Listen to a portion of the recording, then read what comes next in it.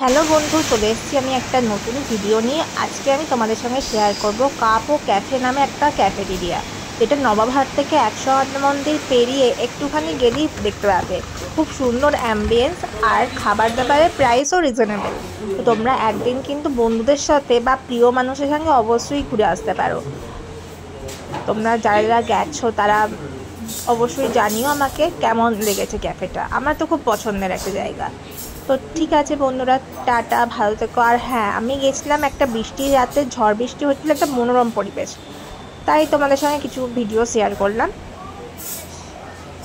আর ক্যাফেটা 2-3 জায়গাতে তোমরা বসতে পারবে, ভেতরেতে বসতে পারবে, রুফটপে একটা জায়গা আছে খুব সুন্দর, কাঁচ দিয়ে ঘেরা, আর এরকম একটা জায়গা আছে ত্রিপল খাটানো জায়গা, খুব সুন্দর ছবিও উঠবে। যারা যারা ছবি তুলতে খুব পছন্দ করো তারা অবশ্যই একবার ঘুরে আসতে পারো। রাতের দিকেও খুব সুন্দর ছবি ওঠে, আবার দিনের দিকেও কিন্তু খুব সুন্দর জায়গাটা। আর আমি কি কি খেয়েছি সেটা তোমাদের সঙ্গে শেয়ার করেছি।